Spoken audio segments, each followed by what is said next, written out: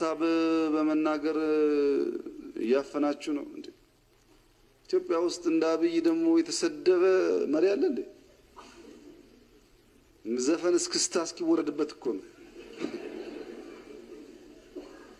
በቀን 3 ሰዓት እና 4 ሰዓት እየሰራው በለፋሁለት ህዝብ ውስጥ እኔን ለማዋረድ ሲለፈልፍ የሚውላል አንድ ቀን ጠይቄ አላውቅም። መብት ግን አለኝ። ማንም ሰው እኔን በግል መስደብ አይችልም። ሐሳቤን መቃረን ይችላል፣ ከሐሳቤ ጋር መታገል ይችላል። በግል ግን መስደብ አንዳንዱ እኮ እናቴ ይሰድባል እንኳን እኔ። ይሄ ትክክል አይደለም። ትክክል አይደለም። እንደ መብት መታየት የለበትም። እሱ እኔ መስደብ መብቱ፣ እኔ ግን መጠየቅ ደግሞ ነውር ተደርጎ መታየት የለበትም። ብሰድብ ዝም ትላለህ አንተ?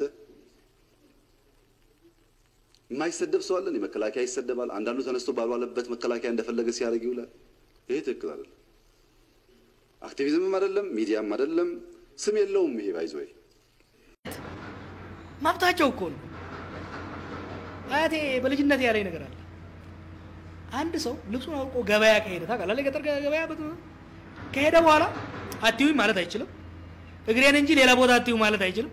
ፊቴን ብቻ እዩ ማለት አይችልም። ያያችሁትን ሁሉም እኩል ወደዱ ማለት አይችልም።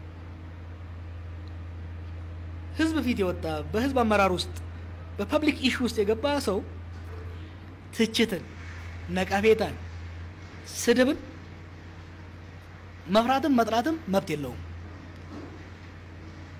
መስደብ፣ ማጥላላት፣ መዘርጠጥ ትክክል ነው፣ ቀጥሉበት ነው ህዝብ የምለው። ምክንያቱም it is part of democracy building። 10 ሰው ከሰደበኝ 10 ሰው ሊያሞግሰኝ ይችላል። 10 ተሳዳቢዎችን አፋቸውን ሸብቤ ቃሊቲ ወርውሬ ከ10ሩ ጋር መጨፈር ኢትዮጵያን መግደል ነው። ለዚህ ነው አሁን ባለው የጥላቻና የሐሰት ህግ ብለው ያቀረቡት። አፋኝ ትክክል አይደለም። እኔን መተቸት፣ እኔን መውቀስ፣ እኔን ስም ማጥፋት ዲሞክራሲያዊ ነው፣ ህጋዊም ነው። በነገራችን ላይ ፐብሊክ ፊገር እና ፕራይቬት ይለያያል። ፕራይቬት የሆኑ ሰዎች እናንተ ፐብሊክ ናችሁ ጋዜጠኞች። ፕራይቬት የሆኑ ሰዎች በመንግስት ውስጥ ምናምን ውስጥ የሌሉ ሰዎች ስማቸው ከጠፋ መክሰስ ይችላሉ። መንግስት ውስጥ ያሉ ሰዎች፣ ፖለቲካ ድርጅት የሚመሩ ሰዎች ስሜን አጠፋው ብሎ መክሰስ አይችልም።